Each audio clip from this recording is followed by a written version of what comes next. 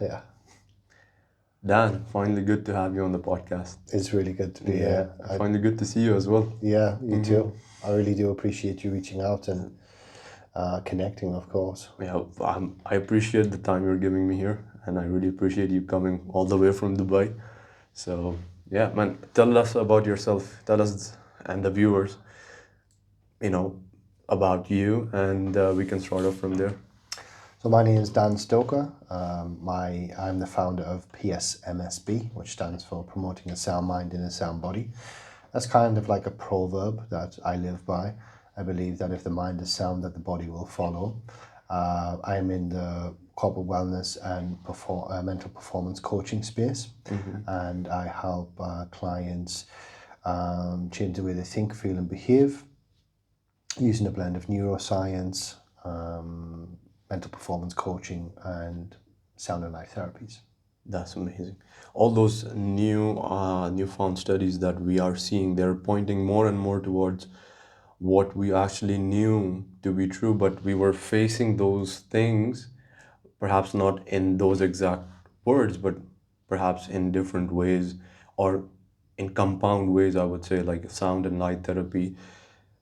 Perhaps most of us have experienced those, but more more on a very subliminal scale, I would say, where you didn't ever notice it being that, or it was having that effect on you, and it just went along as being part of life or part of the day, perhaps. And Like the well, morning sunshine.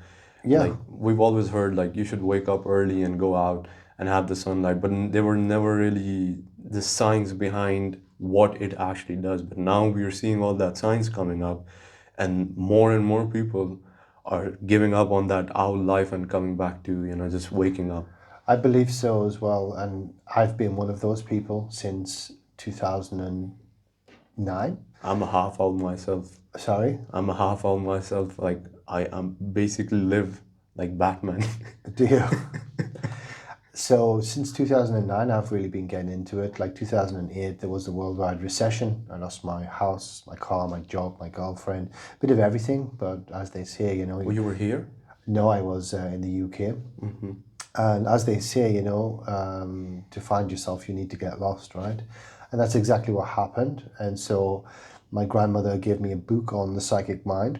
And this was talking about how, very controversial, but how like CIA, MI5, KGB were running like psychic experiments, Experiments, yes. psychic spies, remote viewing, simple things like sensing colors and numbers and transmitting these to people on submarines.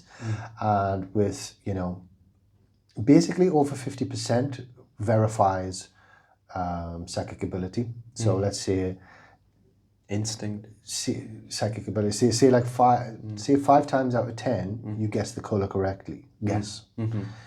That's a psychic ability. Yeah. So I was reading into this and it was fascinating. Could intuition be some sort of a paraphrasing for psychic ability, perhaps? 100%, I would say intuition in regards to, we've all had it as well. Like, when you're thinking of that friend and he calls you on the phone or you get a text. A gut feeling. Yeah, that good feeling and your instinct and your reflexes. It's like a premonition, isn't it? Premonition. It's like a premonition as well.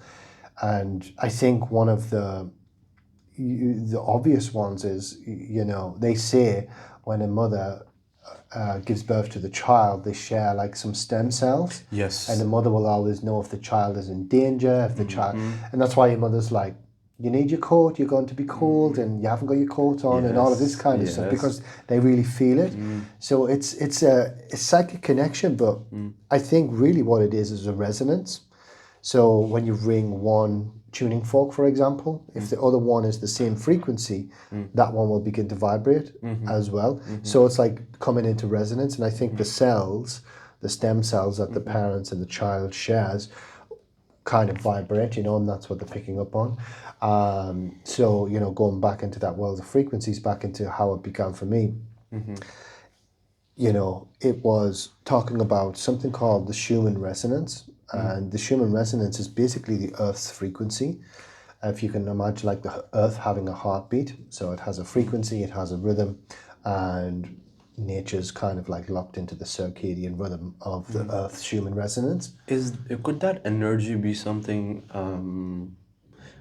like a positive or a negative charge um, from science-based view? Like if you look at it from a different lens, and you could say, oh, maybe that energy is positively or negatively charged, and could that be applied to the earth itself, where the Schumann's resonance could somewhat play that? I think that's what you would call lightning, right? You know, and that's what you would call weather systems. That's what you would call the jet stream. That's what you would call the currents of the ocean. All of these are wired in to that electromagnetic frequency and the electromagnetic influences of the Schumann resonance. Yeah. So there's a guy called Dr. Schumann who discovered it. He was a physicist and he wanted to measure basically the diameter of the Earth, the circumference, and the ionosphere. And he measured that, you know, the frequency wave that was moving through there. He estimated first it was 10 hertz, but he found that it was 7.83 hertz. And this was in the book, and I'm like, that's really interesting. And then it was talking about, at the same time, ironically, there's another doctor called Dr. Hans Berger who discovered the EEG machine, Yes. which measures your brain waves. Yes. And one of the brain waves, the alpha brain wave, was exactly the same as the Schumann resonance. Wow. And that was like, for me, that was like, it's not belief anymore. This is a science. It was speaking about dowsing, how, you know, in the Vietnam War, they would use a stick with some metal and they could tell depths of things, like what's underneath. Is it empty? Is it hollow? Because the Vietnamese were digging the tunnels out. And that's because of the electromagnetic frequencies of the earth, yeah. That's where. So essentially, we could the Schumann's resonance and the brain waves. Could we see like a correlation between those and apply that to, as you were talking about, some sort of a therapy, perhaps, where it could connect to the sound therapy? Absolutely. And so what I was getting to is, after seeing all of this and seeing that, you know, it's not belief, it's not faith, it's a science, and it can be measured and it can be, you know, like you see it be applied. You could call it an applied science. So this really put me on a path, you know, and I'm like, okay, I need to, you know, reevaluate my view of the world. And I got into ancient cultures, Sumerians, ancient Babylon, ancient Iraq, ancient Egypt, and you know, I started to think like, why was the world so beautiful in the ancient past compared to now? And that really got me thinking, you know, like maybe we don't have all the answers.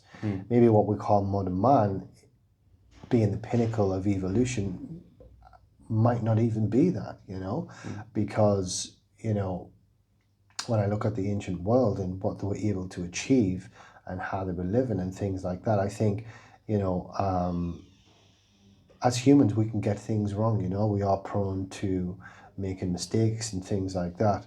And just to continue my story, I got into alternative therapies, you know, because it's like, so I was diagnosed with PTSD, anxiety, depression, and given medication. And that really brought me down. And I'm not the type of guy. I'm a Capricorn, born in the year of the dragon. So I'm quite an energetic person, quite a social person. And the tablets were really getting me down. And I was like, there's got to be kind of like another way. And The PTSD and the depression and everything, was that some sort of repercussion or like an effect of perhaps what you did before? Were you into perhaps the army or it was certain type childhood of... trauma, actually. Yeah, it was childhood trauma. So Essentially, you did find the root cause of what was causing it in a way, right? yeah. Or what could you say, like, before knowing that you had PTSD or depression, you knew there was something lingering there, but you always put it off? Yes, I can definitely relate to that. It's almost like the way I used to describe it was, there's like a piece missing. And it was my father. My father was missing in my life. And it was actually my stepfather who was abusive. And it was almost like I could feel like I wasn't incomplete. But it was when I got into my 20s and, you know, your brain's developing, you're developing, your hormones are developing, you have a different sense of empathy and a different understanding of love and relationships. You then kind of process it differently because you process it in a way like, how could somebody actually do that, you know? And so I think because I lost everything, I had time to think about it, you know? It was buried, but it was also, I was preoccupied with a lot of different things. And so a blessing in disguise, right? But when I lost all of that, I had a lot of time to think about all of this, and then boom, there it was. But again, the blessing in disguise was that I got to go into alternate therapies. Now, I understand that, you know, the chemicals and the medicine respond to the brain chemistry, and that's absolutely fine. And I do see, I mean, it's evident what it does. But for me, I believe like there's not a one size fits all for everyone. Yes, I absolutely. believe that. I agree to that too. I believe that you know, like some kids they don't like school, you know, and I just feel like there's not a one size fits all, right? I was definitely part of that group Were you? where I would go to school and it would be just once a week. Would you believe that? I just went to school just once a week. Okay. And I would be like, you know, it's useless to go there for Right. me because they would be teaching stuff and I would be like, this is boring. I want to do this. Essentially, how eventually I did like didn't continue studying, and then I did like find a path on my own. Perhaps if I would have continued and had this social pressure on me, which everyone does have, Yeah.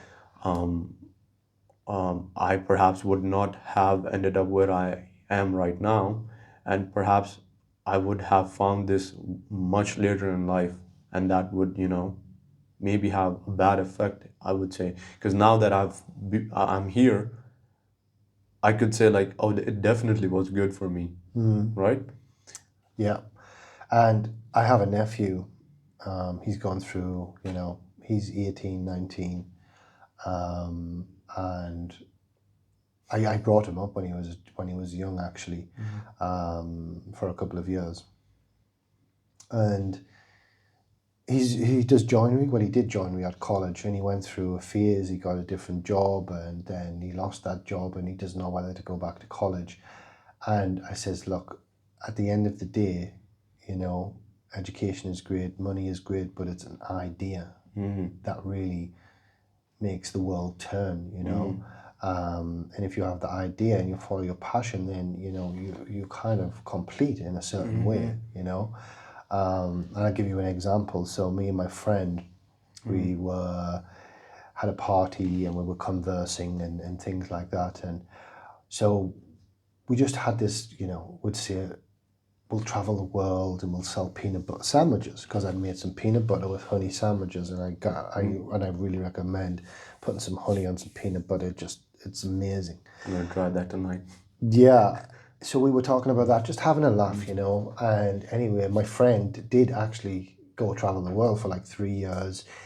He met his now fiance, and she's pregnant with their child, a little boy.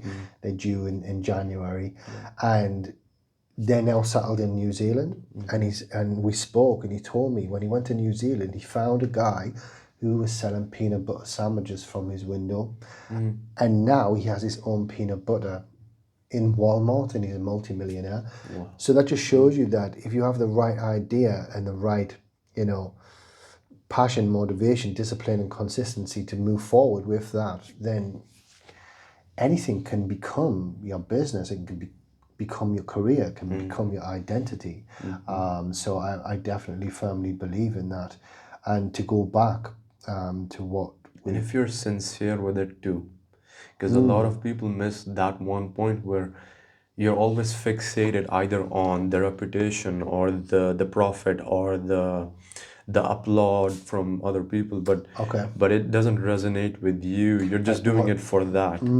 But if it resonates with you, if it's something you're passionate about, if it's something that you truly desire, like you want that thing, peanut butter, it's your obsession in a way. It gives you joy, it gives you happiness, then you would succeed. That's one of those elements perhaps some people miss. or I would say a good amount of people miss, where they often try to do the things which bring them objective happiness, but it doesn't bring them this fulfillment which they miss, or they're not able to detect or find at that moment. My hair's just stood up on the back of my neck because it's kind of like what we were just talking about before is if we're talking about, you know, how do I resonate with that? You know, where is my story in this picture? And coming back to like the stem cells, it's when we're in resonance and in harmony and we're in tune and frequency to who we are and what we want to achieve, that, you know, intuitively in that sense, we can navigate those obstacles, because I think the love or the devotion to the cause always trumps, if you like, the emotional decisions, the logical decisions, because it's just like, no, this is who I am, this is what I want to do. And in a way, you know, your destiny becomes your journey, Yeah. you know, so it's very paradox. But at the same time, it's like, yeah, people are like searching for this destiny or destination, This purpose. yeah, this purpose, but who they are and their journey is actually that, you know. That's why I got the goosebumps there, the hairs on the back of my neck. But to, you know, go back with the PTSD and the medicine. So you were taking these SSRIs, I believe, or no? I don't know what they were actually. They were like They were essentially those things where you're saying like you have a chemical imbalance yeah, and they're giving you to yeah, make to this, balance the yeah. chemistry in your brain. And I don't know if it was maybe the serotonin. Funny thing is, 90% of serotonin is created in Gut. your gut, right? Which is one of the reasons why diet is so important, right? And I probably wasn't having a good diet back then. You know, I wasn't really aware of like, you know, healthy food, and I was probably still using the microwave, and I was probably doing all that kind of, you know, radiating stuff, you know, freeze dried, and you know, TV dinners they call them in America, right? And so Too much sugar, perhaps too much ice cream, or I used to love like 3 sugars in my tea. oh yeah. Easily. By the way, this is lovely English breakfast tea. And I really like that you had the brown sugar as well. So you had easily like 3 white sugars, 4 if it was coffee, that sort of thing. I always try to get those natural sugars. Yeah. And I picked that brand just for that purpose, because other brown sugars are often they're very refined and processed. Yeah. This one's more raw, I would They're say. closer, they're just as close to the white sugar, right? Essentially, most of what brown sugar is pretty much the raw form of white sugar. Right. And then it's like, what do you want to use? And I've been thinking and coming to this perspective where I think maple sugar is one of those sugars where you could go all the way back and say, okay, this is one of those primal or ancient, most closely related to the original source. Is this like maple syrup? Yeah, not just maple extract, like Okay. The sucrose in it. yeah, Okay. just the raw maple syrup, nothing processed or refined or additives. Yeah. Just the raw one is something that has been really good. And personally, what I've noticed is if I eat sugars generally brown, all the other colors where you find sugars in cakes and everything, it gives you this inflammation effect, and it's very subliminal. You would feel it in your workouts, in your sleep, and in small things you'd notice that. But when I started using maple sugar, it essentially removed all of those things. It could be something, different to my biology and my ecosystem, but something that I did notice. I went off topic, but you were talking about PTSD, and so what happened with that? What were you saying? Yeah, well, I think as we're talking about as well, the diet does definitely play a role in that, and I think a lot of doctors really don't ask you these questions anymore. They don't ask you what you're eating, how much sunlight are you getting, how much water are you drinking, what, It's like are you exercising? it's like the basis of all, like most problems are solvable if we just exercise and eat good food. Yeah. I mean, I'd done a raw vegan diet once. And I tell you what, my skin was tight, my muscles were firm, underneath my eyes were so clear. I looked younger, you know. There's no doubt about it. At the end of the day, I think the closer you can get to natural, which would be like fresh off the tree, right? Fresh out of the ground, then there's nothing really better than that. Just hunt your own meat in a way. Yeah, exactly, you know. Are you vegan now? No. You- No. Yeah. I like to cook, you know. Oh man. I do. I like to cook, yeah. So yeah, with the PTSD and the tablets, they were more like for night tremors, and I'm not. There will have been SSRIs, I'm sure. Is it something that basically put you to sleep as well? I think melatonin, or was that something that was? It wasn't melatonin, but I mean, in those combo of pills you were taking, perhaps melatonin was also involved or no? I don't think so. But probably would have affected the melatonin in a certain way. It is likely. Now that you mention it, I didn't think of it like that, but I'm quite sure. So it's like some things to stop me having night tremors and dreaming kind of thing. And so, like I said to you, I discovered, you know, the ancient world. Probably that's where I started to look into more organic stuff and natural produce as well.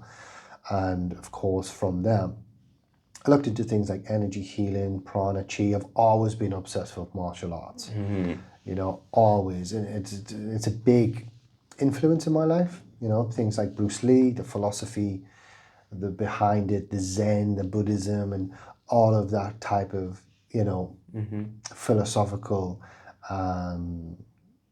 approach to life. It always, you know, been a big inspiration on me. So it was quite easy for me to understand, if you like, the chi, the prana, the reiki, spiritual circles, even prayer and things like that. You know, programming the subconscious, for example. And you know, my friend, I share this with you. He's like, my friend was like, if you want to, you know, if we want to speak in New Age terms, you know, like break the code, reach source, or break the matrix. Instead of praying to God about your problems, pray to your problems about God. That's an interesting perspective. Yeah. And then you have your answers, because it's like, okay, this is my problem, but if I'm God, or if, you know, God sees that problem, there's infinite potential, you know.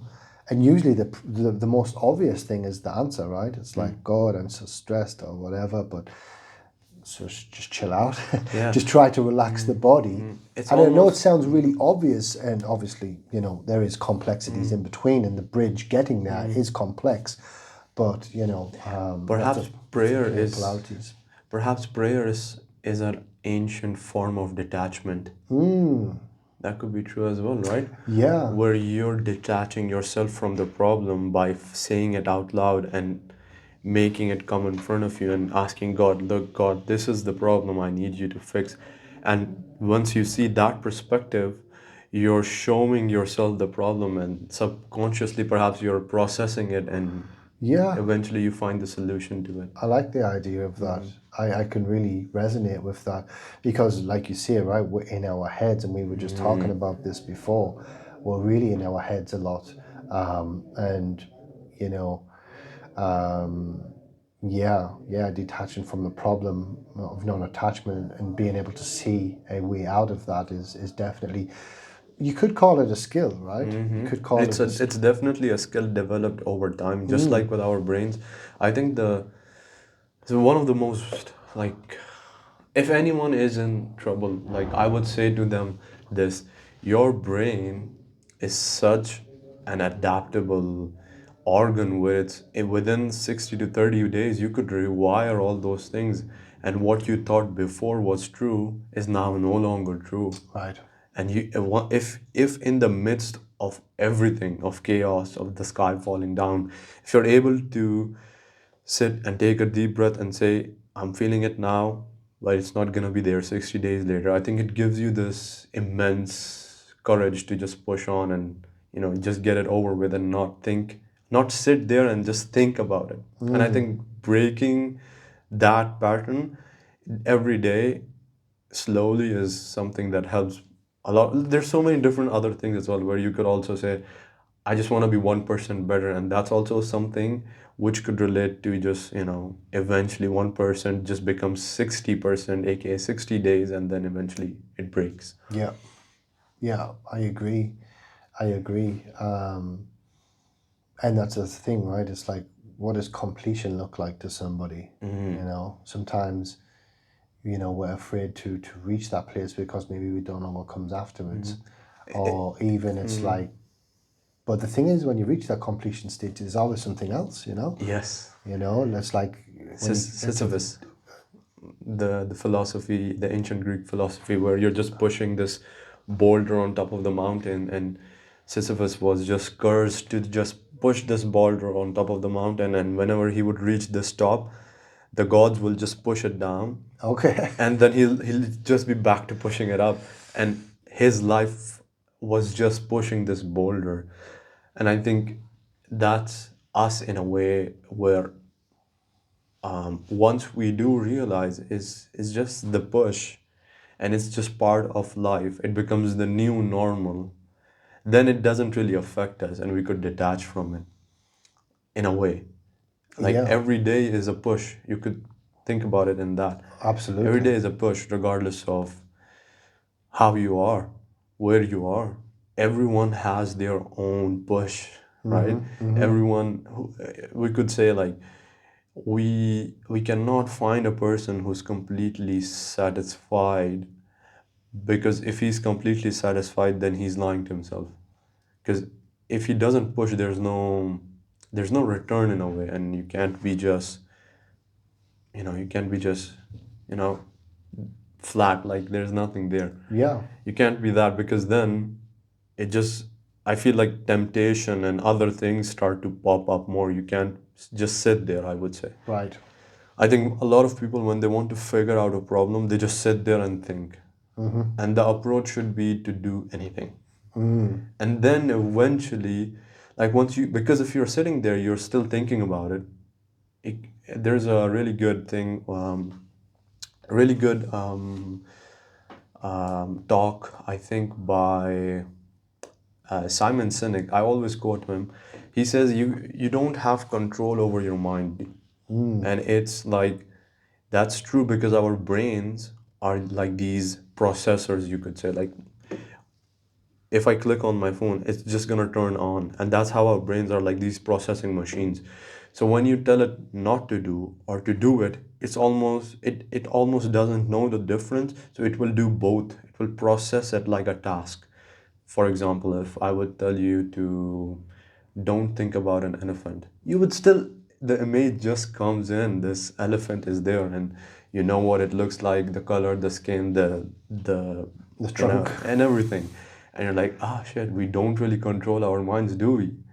And We then, don't, but we do. yeah, and that's And that's the thing, that's the right? thing. That's the thing, where you're like, okay, so the way to control your brain is to make sure you're always in motion in a way, Right. but not over motion. Like you're not stressing yourself, but you're always in this, constant state of moving. Yeah, well, they say that's what emotion means, right? It's energy in motion. And to bring that back to what you were talking about there, Bruce Lee said, never be satisfied.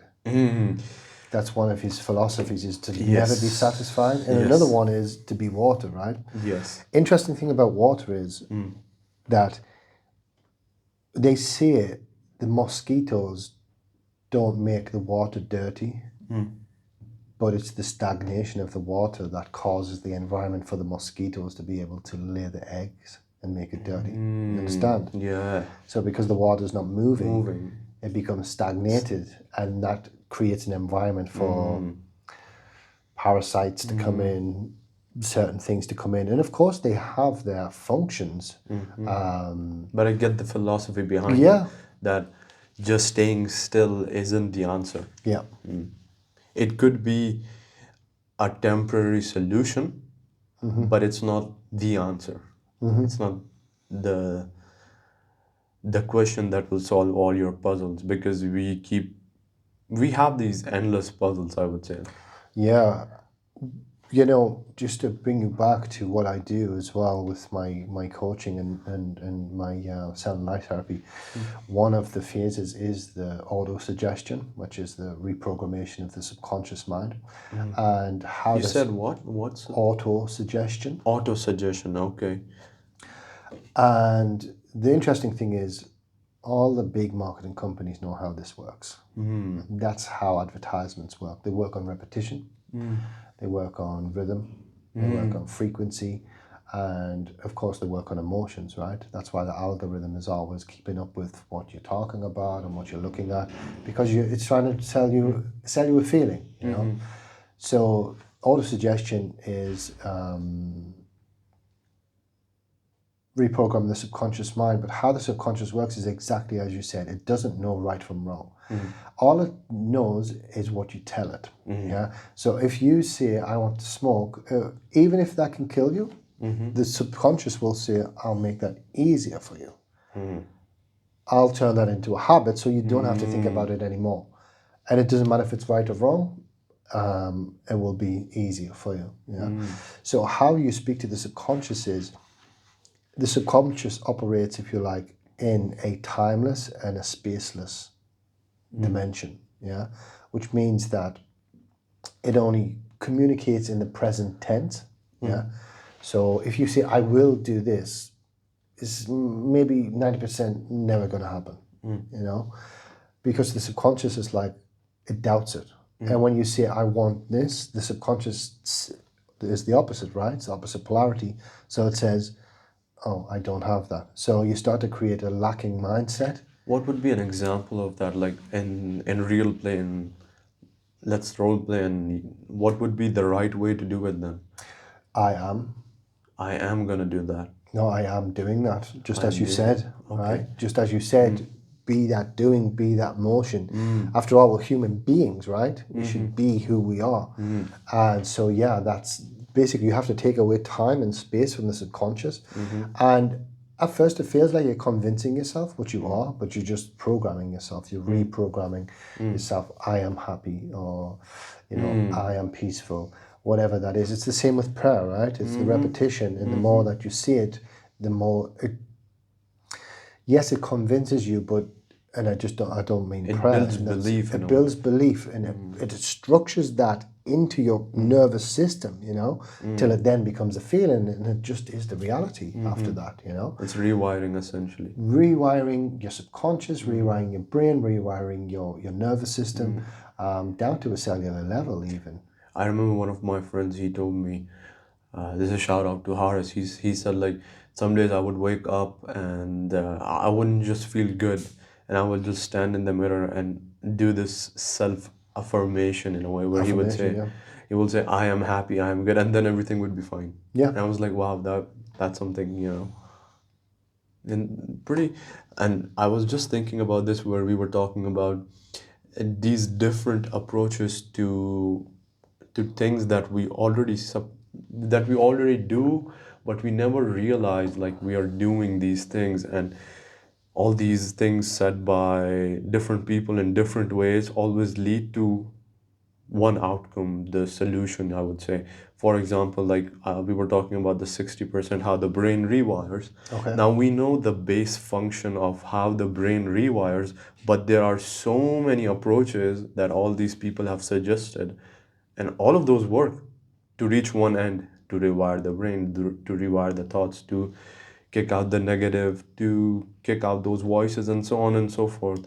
And all of these different methods which we are finding now is perhaps just translating to one answer, right?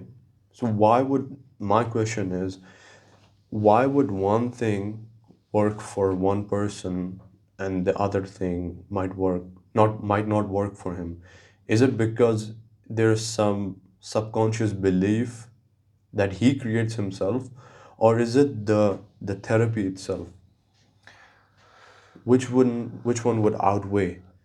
Can you just explain that a bit more? So if there's two ways of rewiring the brain, Okay.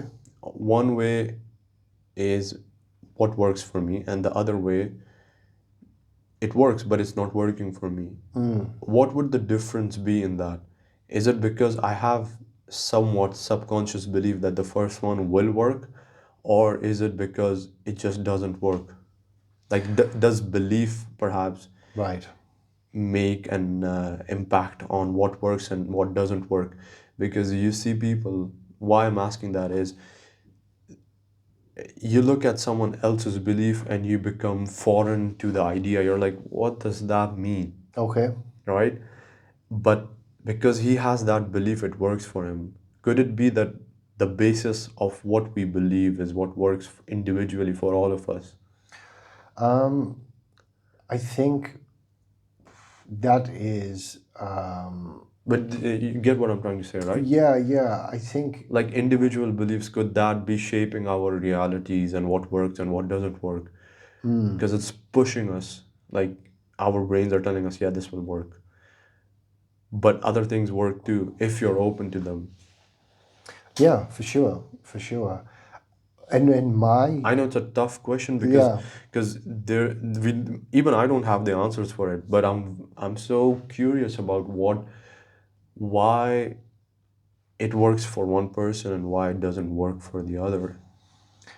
so there is different clients that respond differently to different ways of understanding, yeah, and to understand, you need to understand. You need to feel it inside of yourself and how you resonate with that. So I think it's how you. Could it be this? Some people are feeling types. Some people are imagination types. Some people connect to imagery. Some people connect to, like you see, doing, being, experiencing as well. Different types of intelligence. Yeah. There's different ways of processing, right? So like some people, they need to feel it. They need to feel that feeling to do something. Some people need to like write it down. Some people need to think about it. Some people need to imagine it and visualize it. So there's different ways that people operate for sure. And I feel like all of us have a predominant way of functioning, you know? I agree completely, yeah. We don't all function the same Same way. way.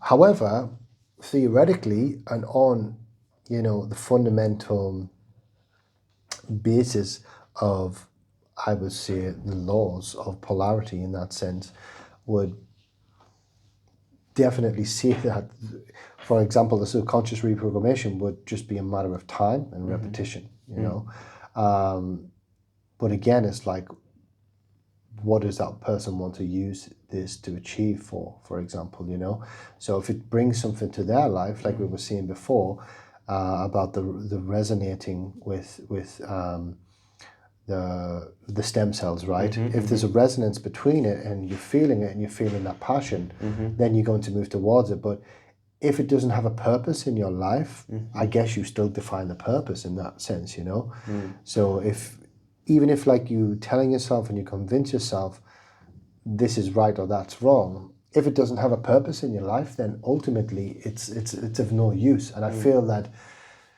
somewhere deep inside you, you're going to kind of like, your moral compass is going to kind of admit that, It's going to kind of say, well, it's a nice idea and it's a nice feeling, but like right now, I don't have any use for it, I guess, let's just say, let's just say you wanted to achieve peace or happiness, and you wanted to convince yourself that you were peaceful or happy, but you're still angry. Maybe you're angry for a purpose. Maybe you're overloaded with your hormones. You're a teenager and your testosterone's high. Maybe somebody done you wrong, and maybe you need to stick up for yourself. Maybe you need to defend yourself. So again, I think it's constantly moving, right? It's functional and it's adaptable. The goalpost keeps moving as you grow. It's almost like that. Yeah. Where you're always kicking the ball, but I think most people get fixated on the goalpost. Right. And they forget the purpose is to kick the ball. Right. And they're just standing there now. Another saying or analogy, if you like, I don't know if it's a metaphor or whatever, but is like, some people enjoy the hunt more than the kill, because it's the hunter that makes him the hunter, the skills to hunt, and then when you get the kill, okay, you eat, but that primal instinct of moving and, like you see a kick in the ball and hunting, that's the real you, right? That's like the adrenaline dump you get, the kick, you could say, the Yeah. high, you would say. Yeah. And then eventually, once that fades away, you could also say like delayed gratification is Right. just, whatever you hunted and now it's there in front of you. Now you can enjoy the result, the gifts of what you waited for or pursued. Yeah. And talking about delayed gratification, I was looking at this, like there's objective goals for people, right? And often this would be something that's relating and would be very interesting to hear what you think about this, is people often chase happiness, specifically happiness, and they are like, we want happiness, like we're not happy. Okay. And perhaps it's the new modern world which has made us forget what or where happiness actually comes from. We assume that happiness comes from these objective goals. You could say money, you could say achieving a certain target, more profit, or connections, and so on and so forth.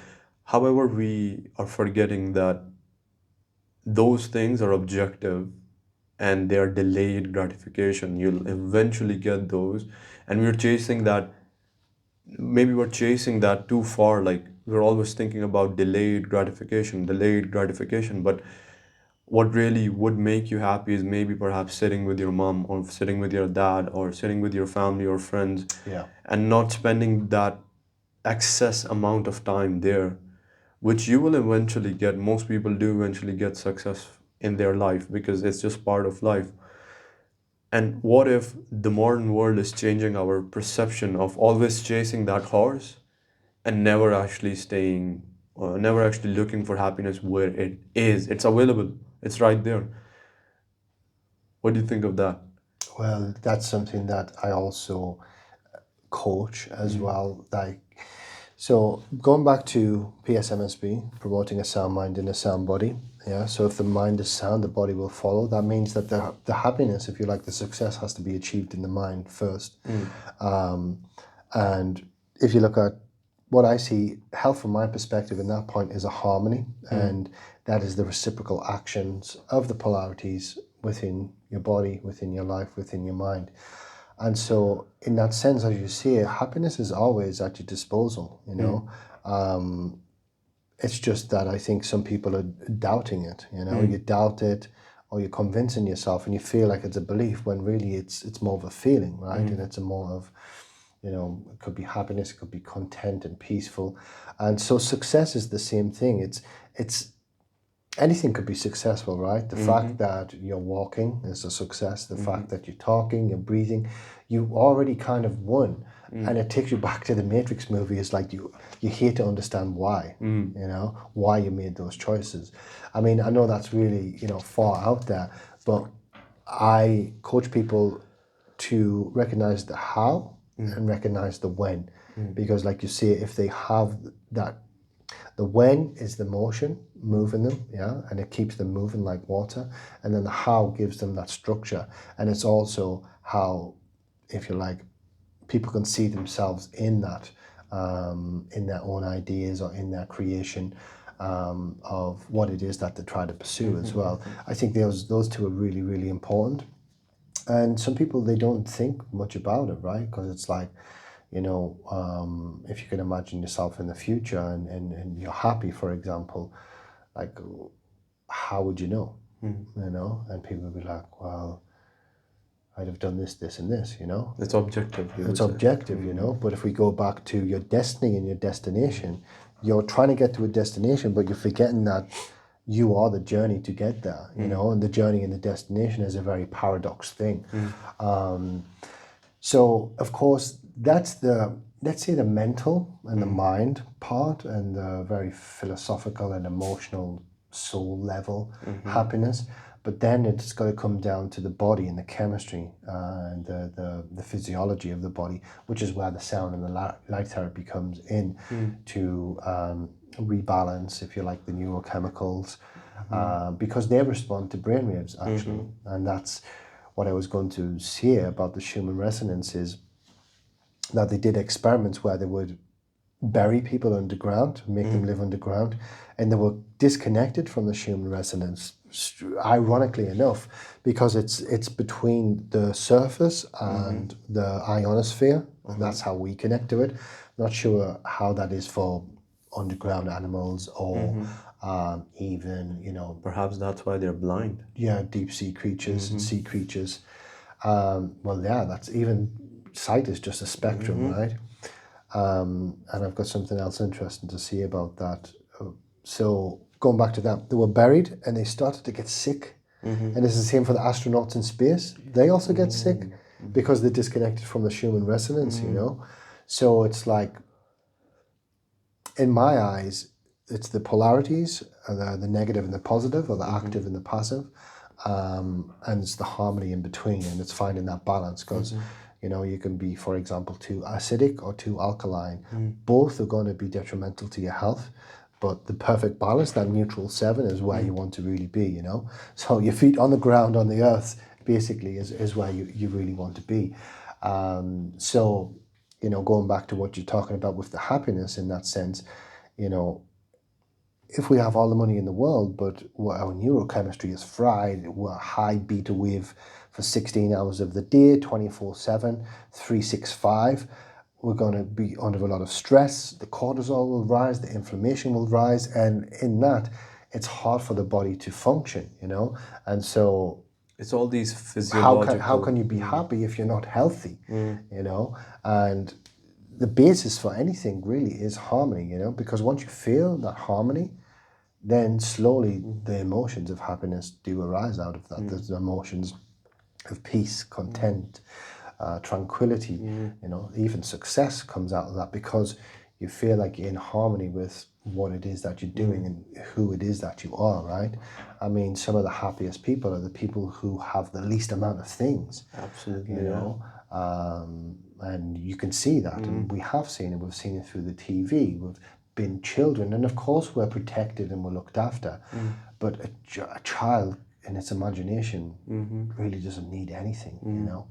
Just today morning I was listening to this, where the suicide rates for men in most highly developed, most modern countries are just rising and rising. And it's like they're not able to find happiness or purpose or this sense of belonging, this fulfillment. And even though the world is moving forward and we are advancing, are we really advancing, and what's the cost? And perhaps it's this, you know, it's this peak we are reaching, like we are aiming towards it. Maybe we have not reached there yet, but eventually we'll reach this peak, and then it will be a slump down, a straight down, where it's just going down if we, you know, as a human species. I think, as Tucker Carlson said, like the most brutal, the most the worst thing could be self-murder, aka suicide, if you kill yourself. Okay. And if people are doing that, maybe we should find out, like, what's causing that, where it's reaching the point where a person is saying, with all these possibilities in the world, where he could do so much, or anything perhaps, if he puts his mind and body into it, why does he say, no, I don't want to grind, or I don't want to push towards that, I'd rather kill myself? And that's a huge thing to think about. Like, it sets you back, like, how could I help this person where he just wants to end himself, where he has these endless, boundless possibilities, where he could just reach anyone and every. Yeah, I think, you know, in that regard, the suicide, I heard a really interesting story once, right? So this guy attempted suicide. I think he tried to overdose, and it didn't work, thankfully. And then when he was in the hospital, when he woke up, he had a realization. And his realization was, I tried to kill myself. So who is I and who is myself? You know, so it seems that although we are physical bodies, we still exist as consciousness. We still exist as emotions. We still exist as consciousness. And again, coming back to the ancient world, recognize that we're more than the physical body. We also are emotional body, mental body. And in my approach to my curriculum, if you like, I look at 7 dimensions. Yeah. So my 7 dimensions of health are the physical, mental, emotional. Yeah. Then you would have your spiritual, which is your religion, it's your morals, your values, your beliefs. Yeah. Would you put morals, values, and religion all in one?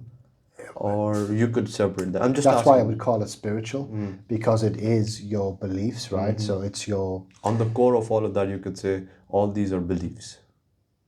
Or could be like I think we have to see it's a belief because this is the physical world, Yeah, right? And this is the physical world, but what we're talking about with religion, morals, values, and beliefs, they exist in the mental world, you know, they exist in the mental world or the supreme or the heavenly realm. It's something that is beyond human scope in that sense. So, which is really interesting because we rise to that world with our thoughts, but our thoughts are also coming from that world, you know, because we're trying to do what's right, morally right. We have justice, we have fairness to a certain degree, right? We're not perfect, but we kind of fake it till we make it. Yeah, we pretend to be, and I think that's still good enough, right? So the spiritual is so mental, physical, mental, emotional. Spiritual is the 4th dimension, but then them are your inner dimensions, right? Then you have the outer dimensions, which would be the societal, which would include your community that you're raised in. From there, you would have your occupational. So, what is your job? What's your purpose? What's your passion? And then finally, the environment. Yeah, so the environmental dimension. And if any of these are out of harmony, you're going to be affected. For example, I call this the volcano effect, right? So let's just say you lived in Hawaii. Physically, you're fit. Mentally, you feel great. Emotionally, you're Hawaiian, right? It's joy, it's singing, it's laughter. Spiritually, you have your beliefs, you're connected to the land. Your community is amazing. Your job is just to live in paradise and whatever else you're doing to, you know, whatever it is you're chasing. Maybe you're just living off the land and you're just living in the sea, and that's good enough for you, you know. But then the environmental is you're living on a volcanic island, and if that volcano explodes, everything can disappear, you know. And the opposite is true. You know, everything's perfect, but physically you're not well. So each of these dimensions do have an effect on you. For example, right now, obviously I'm from the UK, England. London's the capital. I've been a couple of times when I was younger, and you know, we all watch the news and we all see what's going on. Everything could be fine, but if you're living in a place where the society is aggressive, violent, there's murder, there's drugs, and all of these type of things that can influence you.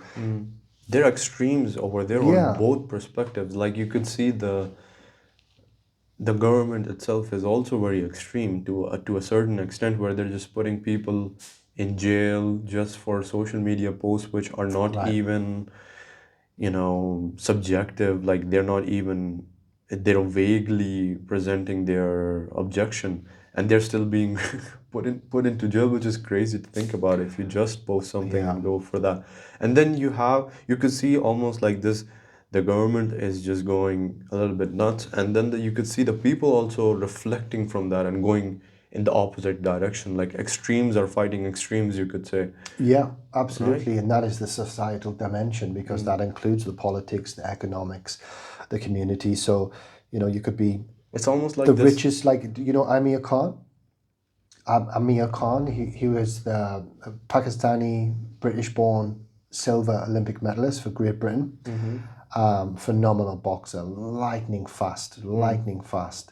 And he won the silver medal. He went on to be a pro, and he had some great fights and not so great fights, but he had the heart of a lion. And he was, you know, Olympic champion, well, Olympic silver medalist still. Such a feat. World champion. Was walking around London and somebody stole his £70,000 watch at gunpoint, and his wife ran away. And that's a national hero, you know. So You know, you can be Amir Khan, the world champion, and still your societal dimension is dangerous and volatile, and so it's going to have an effect on your health. You're not going to. It's not going to be nice to walk around those places.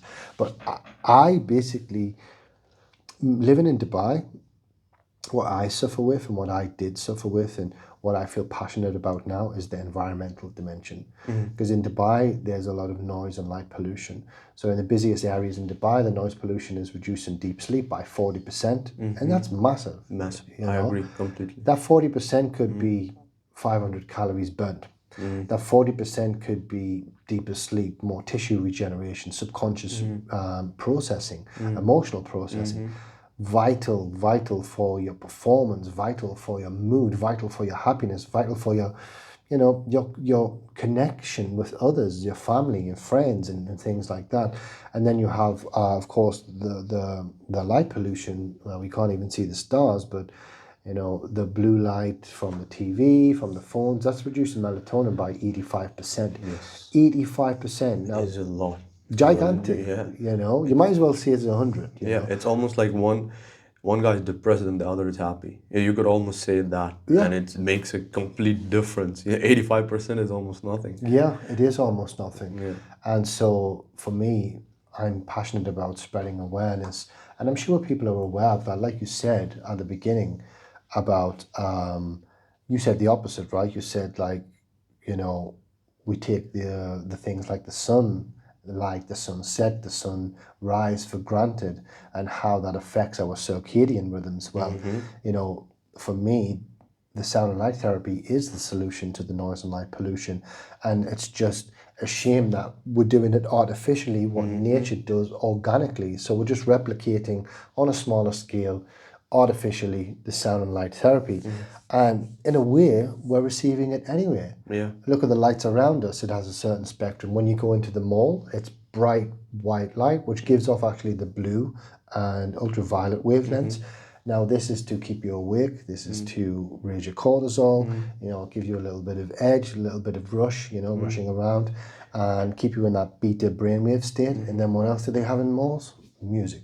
And the elevated music. It's just to keep you Keep you going, going, yeah. you know? Almost like this dopamine effect where it's Yes. just giving you this joy, this, you know, jolly mood, and you're enjoying yourself, you're shaking your head, you're shaking your body, and it's just these small dopamine spikes you're getting just to go through whatever you're going through. And something really interesting you said regarding light is I just read this up, and this everybody knows Andrew Huberman. Yeah, great guy. Amazing.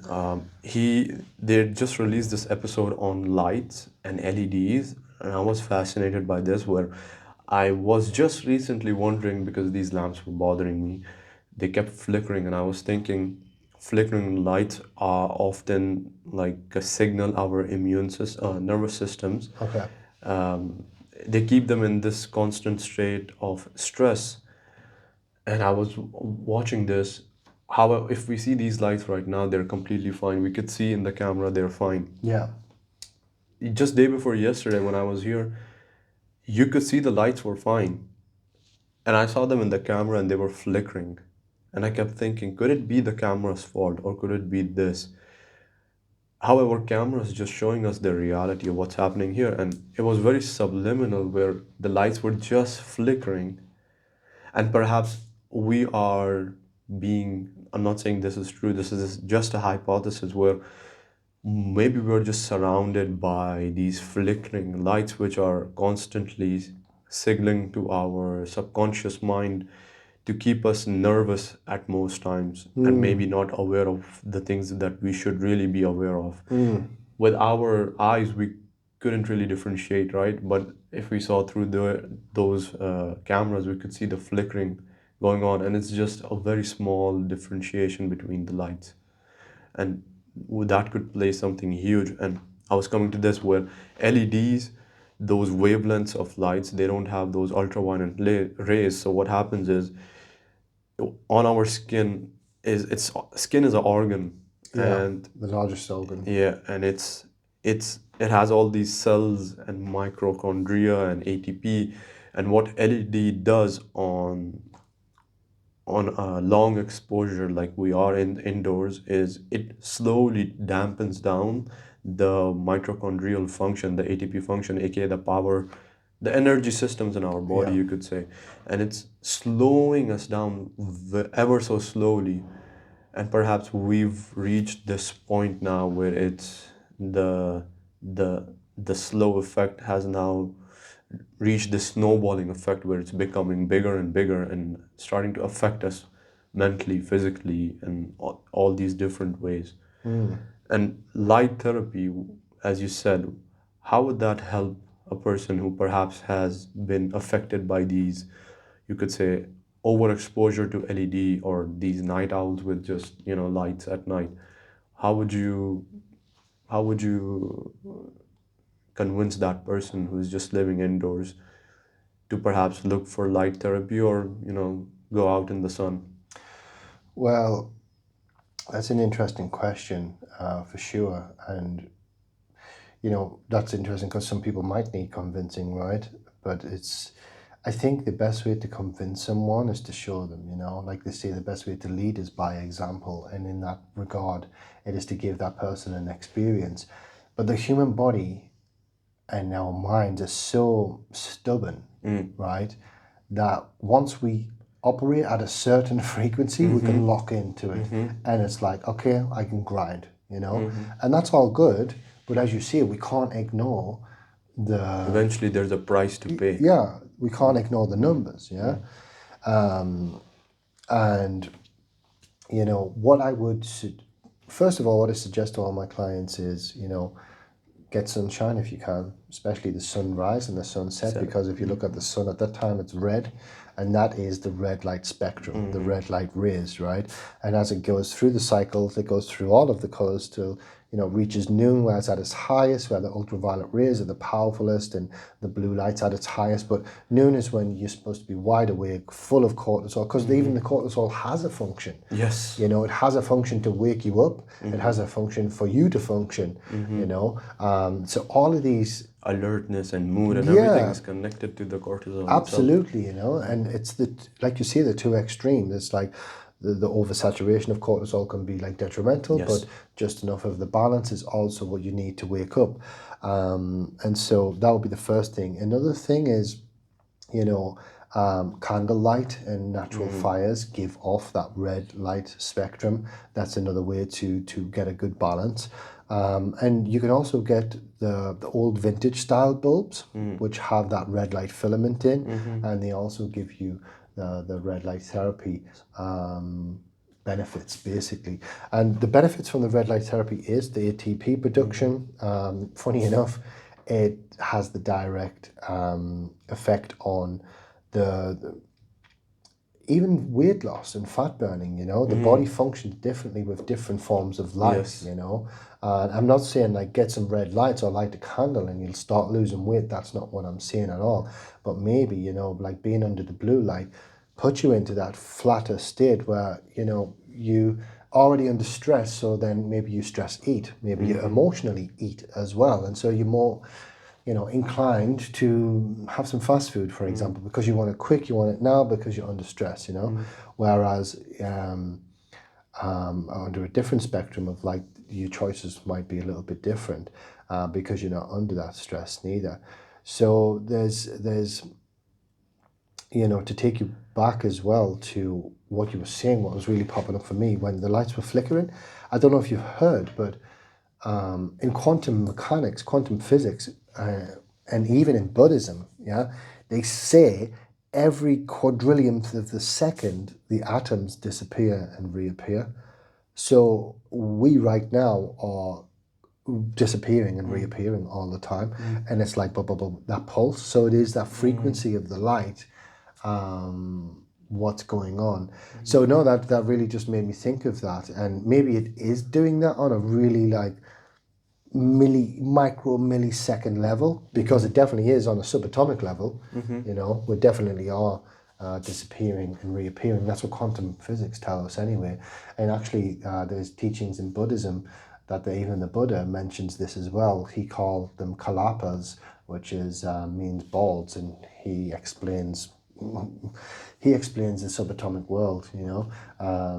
There's a lot of correspondence between Buddhism and science, quantum mechanics and relativity, and all of these. I would types of say things. ancient religious texts in general, all knowledge that was prior to this wokeness has, like I said, this effect. They're all means to reaching one end. Okay. They're different translations from different people, but they're all signaling to the health, the body, the mind, all of this. And I think perhaps if we stop finding the difference, as I was saying, and we start looking for the similarities, we start to find this, what works and what doesn't work. Right. And as you said about the body and the subatomic world, Okay. I wanted to find this guy I was listening to. He came on the Joe Rogan's podcast, and they were discussing, like, we were born into this world, and we always look at, like, we're born here, but what's our purpose? But maybe we should think not like what's our purpose, but more like where we are. And he was saying it in a way, like a perspective where you're not the purpose, but you were put here like in a battle. There's a battle going on which we're not aware of. And you could also say this battle is like the good and evil, and it's always mentioned in the religious text. There's always this battle, Satan and Lucifer, and you could go for God and angels, and there's always this battle, this tug of war, you could say, between good and evil. Yeah. And maybe we should see from that perspective, like, before making a decision, we should just detach and see what is that, which side is that coming from? Is it like the good side? Is it from the bad side? And could that perhaps be a way to give us direction towards where we should go to, rather than find the purpose? And maybe just by doing that, weighing things out and seeing what's right and what's bad, I think eventually you do find your purpose, your point of becoming or unbecoming. Like you said, I wanted to name that guy because that's something that Gregg Braden. Oh yes, yes. You've I've heard known this it, guy. yeah. He talks about something similar as well, regarding Buddhism. Okay. And he was researching some of these religious texts, and he was saying like there's correlations between science and these religious texts now, and they've always been there, but I don't know who's doing that, some entity, I don't know, Satan's children or someone is just like coming in between and putting some misinformation, like, no, not this. And there's always these Yeah. missing pieces Yeah. Well, which create doubt. my friend Johnson Julian, great guy. I lived in the same street as him. I'd moved to his place. He was a great guy. He was very super successful. Living in a penthouse, driving the fast red car, and he gave up that life. He gave up that life to go to Africa and help build schools and start charities, and he really found his purpose was to help other people. And I think that's what you're kind of saying is like, we all have a purpose, but what is the purpose for us all? How can we move forward as the human race or as humanity that's going to, not just benefit one, but benefit the all. And I feel like nature is the answer, right? Because it's like no matter what we try to do, we still function on the laws of nature. For example, the circadian rhythm. If that's out of balance, we start to get ill. And I think, if we look at illness not as like this terrifying thing, but as a symptom, not just a symptom, but a reason, a meaning, if you like, a sign, divine sign. a sign, yeah, a sign that you're maybe doing something wrong. But that then becomes your path, because it certainly did become mine, because I went off the rails and I felt bad, but because of that, I was able to find my way back, and that became my story, you know. And I feel like there's always opportunity, you know. There's always, you know, and there's an opportunity in between all of those things. Now, I'm not talking about, you know, the terrible things like cancer and really, you know, bad diseases and things that, you know, we still are trying to understand, even though there is a lot of, not conspiracy out there, but there's a lot of like alternative remedies as well, and talk about pH balance and oxygenation processes and things like that. But for sure, there's an old saying that when man, something like he would, you know, feed the gods, or you know, when you do like a ritual, or you know, they give to the gods like gold or food or flowers, and then when they stopped doing that, they became ill, and so it was like the purpose of that was to like continue giving, continue, you know, having a purpose, having a meaning, and that's what was keeping people well. And to go back into the And also that also very much connects to this, where the act of giving is also making sure that you're in pursuit, so you always have more to give. yeah, And that motion, that action of like looking for more so you can offer more, is keeping you healthy, keeping you going, giving you a purpose. yeah, And in just the effect of you thinking about giving and actually doing it is beneficial to you as well, because you're pushing yourself just to make sure you're making those, you know, offerings, yeah. We're right? almost like alchemical fires, right? We need fuels to burn. You could call it like, imagine you cooking a soup. You're putting all the ingredients in, and then it has a certain flavor. It has a certain character, and that's exactly what this is, right? When you have that purpose and you continue in giving, and you continue in, you know, processing, figuring things out, you're reaping the rewards, right? You're reaping the dopamine, you're reaping the neurochemicals, the adrenaline, whatever that is, and it gives you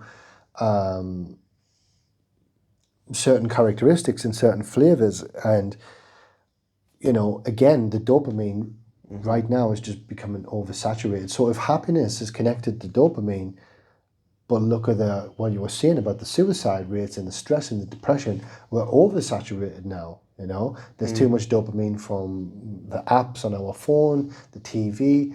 You know, Constant stimulation. yeah, you go on Netflix, you can't even choose a movie, even though there's more than ever.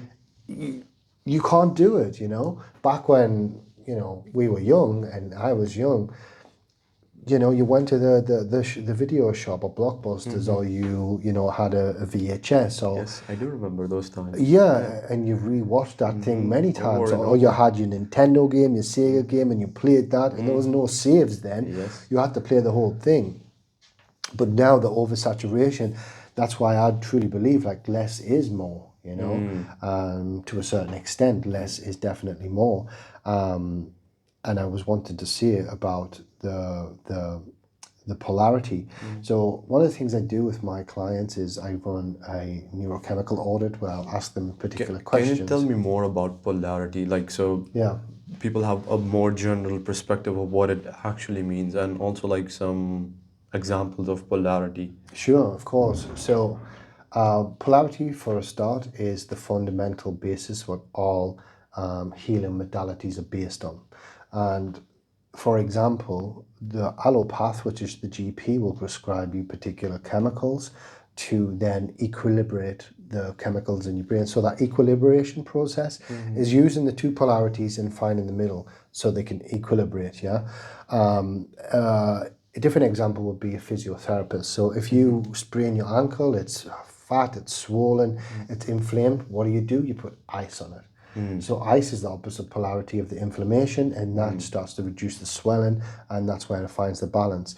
Again, the naturopath would use thermic effects like foot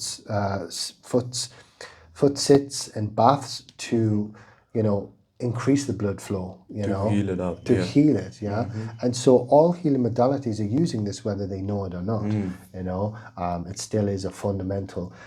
It's one of the hermetic principles. You know, the old Hermes guy from Yes, Egypt, yes. 7 Hermetic principles. One of the laws is polarity, and it's how we apply that polarity, which brings us the result, right? Because there's wrong and right. So there's the two polarities, and we make the decision, right? But it also those may be opposites, but they also complete each other. For example, my direction of left and my direction of right gives me my bearing, my compass of how to navigate, right? Yes. North Pole, South Pole, so it also completes itself, yeah? And I guess with the directional thing, if you're coming into the wrong and right, then you've got the moral compass, I was coming to that, like, if there was just good, we will just be ungrateful in a way. We will never understand what is good without evil. If once we see what's evil, we know what's good. So they are both needed. This argument where I've heard it a lot of times, where it's like, no offense to anyone, but most atheists argue this, that if God It's real, there is wouldn't be real, any He evil. should be fixing everything. But the truth is, now you know what's wrong and what's right. If He existed and fixed everything, you wouldn't really understand. Yeah, He wouldn't come to this thought or this current situation where you could do something there as well. and that's the beauty of free will, though, isn't it? Yeah. That's the beauty of free will. And another thing I've heard is, like, for example, the way I see it and I believe it, I believe in a higher power, I believe in the one, whatever that is, it's the higher frequency, and it is a guiding force in a certain sense. But just as,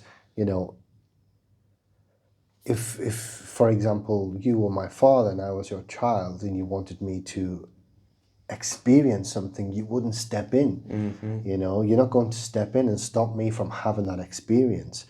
Of course you will protect me from danger, for sure, but that's because we're both physical. And so in some ways there's been miraculous times when people have been saved and there's no explanation how that could have happened. People have been thrown in tornadoes, for example. People have been lost at sea for months, and it's like, how did they survive? Plane crashes. Plane They crashes. survive. They just walk out like nothing happened. Yeah, I've heard of that as well. And so, just to bring you back to the polarity, and what you're talking about is, it's and now that I've mentioned it, you and I'm sure the viewers will see that it is everywhere, and it is in everything, and that's why it is a fundamental law of the universe. So you've got the good, the evil, the wrong, the right. You've got the acids, the alkalines, the conscious, the subconscious, the hot, the cold, the day, the night. So sunny day. 50 Cent says sunny days wouldn't feel so good if it wasn't for rain. Joy wouldn't feel so good if it wasn't for pain. And that is, he's talking about that. And the real weird thing is, the darkness and the light complete each other as well. Yeah. But when we look at the universe, right, it's mainly dark, actually. Yes. So you could see on the ratio, as above, so below. Your body's 70% water, it's 30% material. The planet's 70% water, it's 30% land mass. The universe is 70% darkness, it's 30% light, which would be the sun. And that ratio kind of applies actually to many things. There's an Italian guy called Pareto. I don't know if you've heard of the Pareto principle. Pareto. 80-20. I think I've heard of it, but I can't recall completely. So he says that 80% of your success comes from the 20% of 80% of your input comes from 20% of your output. So if you focus on what that 20% is, you can get 80% of your things done. And again, that is the as above, so below. Whether our body is 70% water or 80% or 90%, we don't know, but it's almost like the universe is giving us, a compass. It's giving us a dowsing stick to really, Measure. to measure up to weigh and to apply these laws. And so I apply that in my coaching. And to give you an example, one of the ways I would do that is, so I'm just going to ask you a couple of questions. I'll say a couple of words, and then you tell me which one resonates the most with you, right? So if I say to you, do you resonate more with giving or receiving? What would you say? Oh, it would definitely depend subjectively, right? What am what am I receiving, or what am I giving? But I would definitely lean into giving. If you were talking about your functional on your day-to-day basis, let's say over the last 2 weeks, you feel more given, right? Now, what about alert or restful? Alert or restful? Definitely alert. I would highly lean towards that. What about responsible or supported? 100% responsible. Trusting or guarded? In what sense? Trusting or guarded, just which word I resonate with Yeah, more? Trusting or guarding, right? trusting or guarded. Guarded.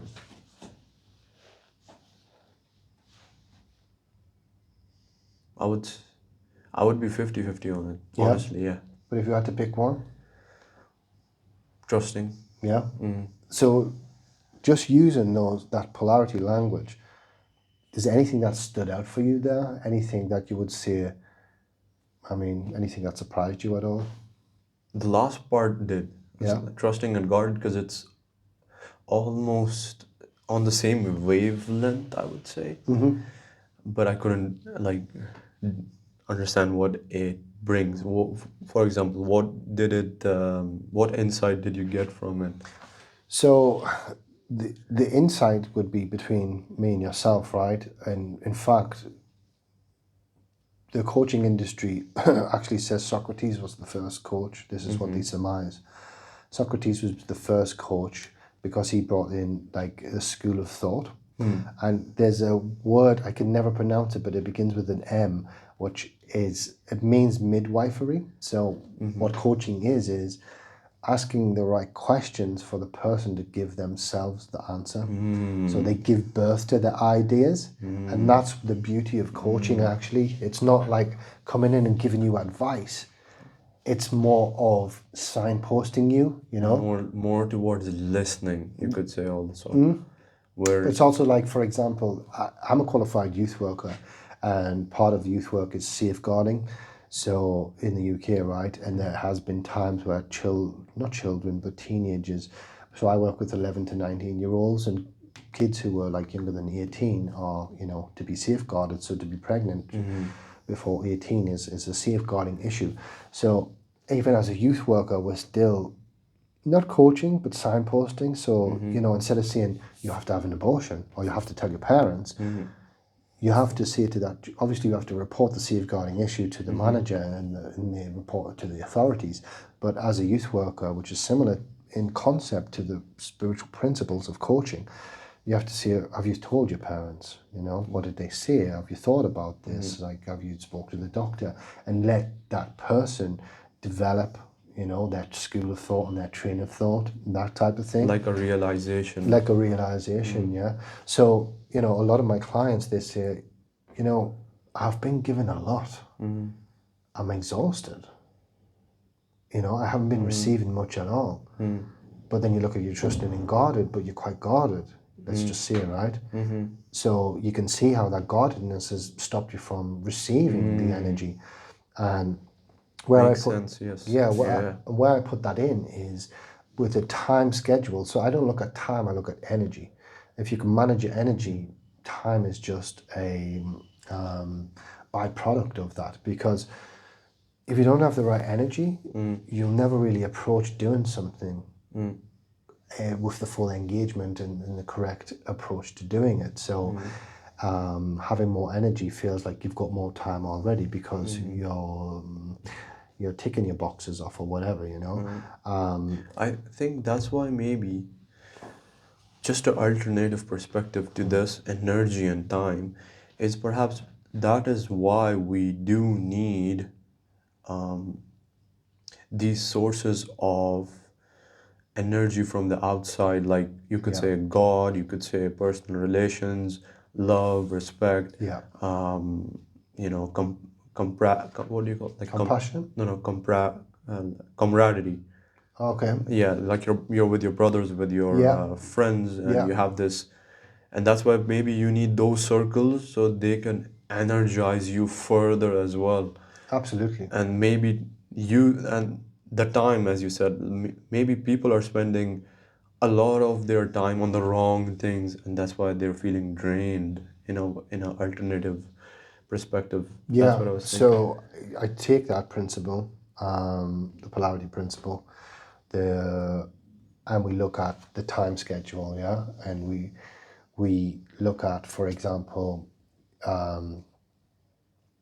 I go on the 888, which is the cycles of the circadian rhythm. It's a cycle of the digestive system as well. So 888 is 24. So it's just the 24 hours split into 3 parts. Now the first 8 is obviously your sleep. You should be getting 8 hours sleep roundabout.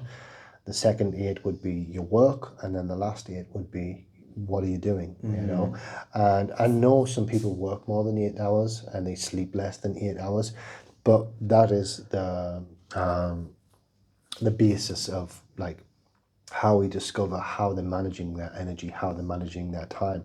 And you can imagine, and things like work, okay, that's you in the active polarity. Yeah, you're always switched on, and you're hardly switching off. So that's why most of the time, the 8 hours that they're not doing anything, they switch off, right? So they might just be doing nothing. They might be watching TV. They might be, just eating. They might be,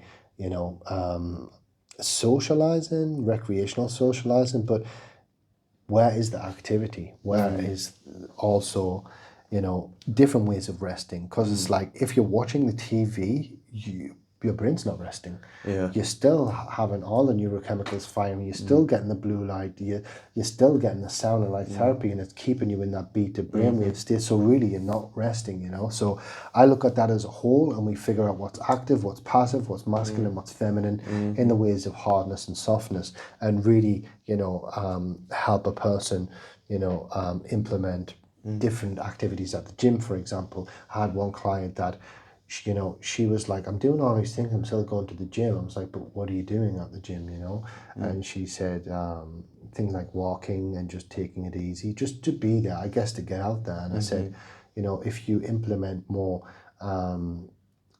resistance training, weighted training, then your body can just let go of that stress, and it's really ironic, right? Because it's how do we gain more stamina? Yeah, well, we run. So to get energy, we've got to give energy. Is that what you're saying? That is absolutely correct. And it goes back to the giving part as well. That's absolutely how energy works. It's like the more you give, the more you get back. And so we look at polarity as being a form of relaxation and a form of tension. Certain amount of tension is necessary, because if you're always relaxed, you're going to go flat. And when you're flat, your water's stagnant. That's when the parasites come in, or the negative emotion comes in, the mosquitoes, as we said before. And energy could also be looked at like these reserves of usage, for example, where if you're not using that energy, the reserves of those energies are slowly reducing themselves over time. For example, for our muscles, I would say, the longer we go out of training and go easy, our muscles start to decrease. Atrophy. Yeah, and it's like your energy reserves are now less as compared to before. So now you want more strength, more stamina. What do you have to do? You have to push past your limits so you can start to push those boundaries of reserves again to increase your muscle mass, your stamina, and so on and so forth. So that's something, yeah, most people do forget as they age, that you have to fight against the resistance in order to get those reserves back and not just accept it, because you see a lot of people that just accept it for what it is. But I think that's a mentality that should be broken now, as of our current understanding, that the the resistance is what grows you, and Yeah, not something that is like a limit. absolutely. Absolutely. And, you know, there's a guy called Dr. I think Jerry Tennant, Dr. Tennant. Dr. Tennant. He is an American, I think Texas American doctor. He's definitely in the medical field. Is in the medical field, but he had to go to a different state to get a different license to do what he is doing now. And he says, was it recovery or healing is voltage? And he explains how the muscles are actually battery packs of the body, and because they generate heat, right? They generate heat, they generate electricity, there's oxygenation, there's all sorts happening there, you know?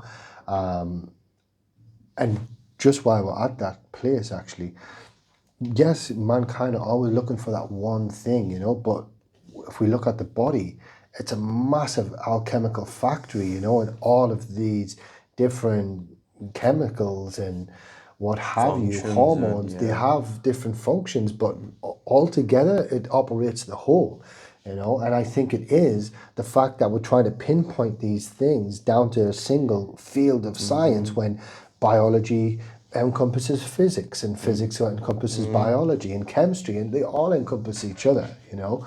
But they're like so separated, and for them to collaborate is a very difficult thing, you know. So to come to new discoveries is also being a bit thwarted and flattened and slowed down as well. So it's not just, you know, the amount of processes and processes going in our body is so complex that I feel like, have to divide these things, or else if we start studying all these things together, it would be like chasing a rabbit that you can barely see. So everybody's just running, and it's like there's just this circle of information that you're just chasing and chasing and chasing, and there's always something else. And perhaps that's why there's this separation of all these things: chemical, physical, mental, and so on and so forth.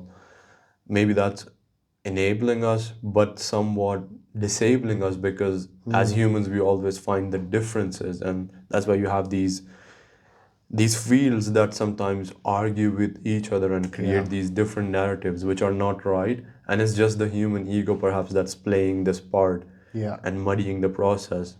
And perhaps awareness could be something, but again, what could be, every person has their own, what do you call it, like shortcomings.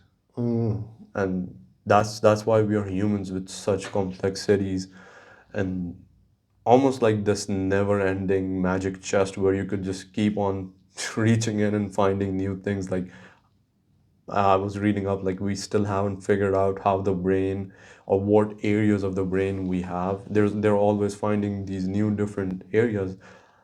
It's not to say like we are incompetent or something like that. Like, no, it's the complexities that we have. This puzzle that we are trying to solve is just massive. There's a puzzle within a puzzle within a puzzle, and you keep finding new pieces, and you're like, okay, where does this go? Oh, it's a completely different puzzle now. You're just separating out all these branches which keep popping up. The deeper we go, the deeper we find different things, like you said, on subatomic level, and then on just physical level as well. Yeah. What, how, if a person wants to reach you out and they want to, you know, come and have or do a session with you about what you do and how you do, where can they reach you and how can they reach you? So they can reach me on my... Of course, I'll mention all your social links. Yeah. So my Instagram is the main one, which is at PSM_SB. That's my Instagram handle. On there, it has my link tree with a few free sound therapy tracks. There's free sleep audits to, you know, measure if there's anything affecting your sleep and your stress. And my website's on there, of course, which is psmsb.com. And then, yeah, you'll find my WhatsApp number on there as well. Awesome, Dan. I think this was amazing, very fascinating. Not just subjects which we covered, and definitely whenever next we meet up, I'll have more subjects, and I think we can cut it out. I really look forward to it. I just wanted to add one thing. Yeah, for sure. So, what I love about Dubai, the Museum of the Future. Have you been? Yes, I have. So in the Museum of the Future, you know, it takes you kind of through, because Dubai is planning a space agency by 2070, and it takes you through, you know, that process and what they're trying to look for. And, you know, you get to like the docking station where the astronauts are going to come down from space. And in that docking station, it's a sound and light therapy functional room. Wow. So, and there's a little plaque there that says the future of medicine will be sound and light and vibrational therapies. And, you know, just to share my vision, that's where I want to position myself. I want to position myself for that future. And, you know, maybe the dream is to have PSMSB or my children's legacy working with the Dubai Space Agency. Yeah. I'm into that. That's amazing. Anything else you want to add in? Something you want to cover up? We can. That's it really. I mean, there's lots. Don't get me wrong, but I feel endless. Yeah, this was great. I feel amazing conversation. I really loved it. No, thank you so much. There's very few people who could understand these things, and they're always like they always disregard them for something that's, you know, just something that's not really important. I think the turning point is where we are at. I feel like the world is reaching that point where everyone has chosen an extreme, and now they're coming to realize the consequences that are following those things, and it's hitting them. The reality is starting to hit. I always think that like we are one water away from going back to just waking up. Right. All these extremes, they will just wake up. All these loud voices will just go away as soon as the real war starts. There's a lot of prophecy on that as well. I mean, not just like in the holy books, but even the Native American Indian prophecy is the third shaking of the world, where you know, God shook it with his right hand and his left hand. Now he's going to shake it with two hands, and then that's when, you know, after that people will wake up. And you know, just to add this on, but you know, people are on the two extremes, and that's why they think, okay, maybe I need to be on the other side. But that's when, you know, the fire burns them kind of twice as well, because there's a really famous quote, and it's called the Big Glow by this author called Brian P. Garosi or something, American Italian or some guy. But in his book he says, if you have to choose the lesser of two evils, ask for more options. And I try to live by that quote, you know. It's like you say, look, there's the two extremes, but we just need to see more options on the table.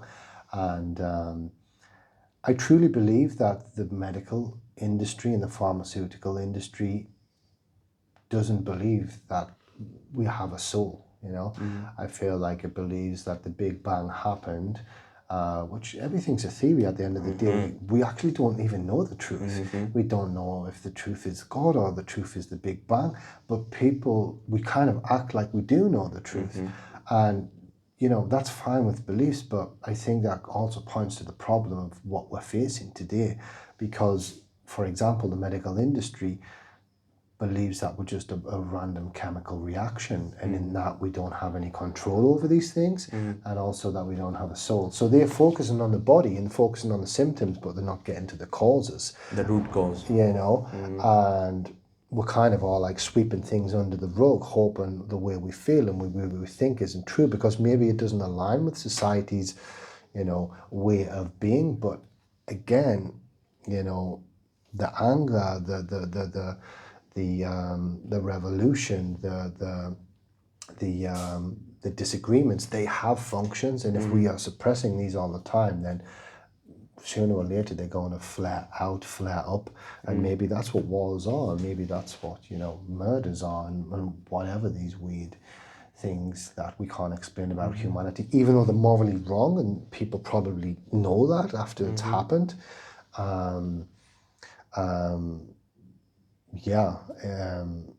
I think I lost my train of thought for a second there, but it's like after the war, it's like, that's the thing, the sadness about human beings. It's like we don't know what we've got, how good it is, until it's gone. You know, until something changes. But it's like, how do we now get to the forefront of that, instead of like having to suffer so much in misery and then have that misery shape us. Because I believe, for example, if you cut the body, the body heals on its own, but it doesn't have to get cut to learn how to heal.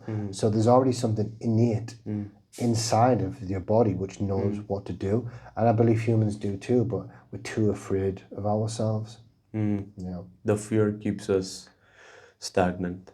Yeah. And then we come back to the main point, polarity, where if it's too hot, you need that cold to smoothen it out. Yeah. And if it's too cold, you need that hot. And perhaps, we are at both hot and cold. So I think it's time these two come together and we reach, the equilibrium. I think so too, and that's what I'm trying to achieve with my work with the sound therapy, the light therapy, the neuroscience of the brain waves, and of course the coaching as well as helping people give birth to their ideas. Yeah, it's amazing. As long people are being helped, that's the cheer everybody wants to hear. One thing that is hopeful in this crazy world, I would say. Yeah. Again, Dan, thank you very much. I appreciate your time and all your words and your wisdom and your information. And let's hope to do this again soon. For Absolutely. Sure. Yeah. Thank you so much, brother. Thank you. Appreciate it. See you guys. Bye.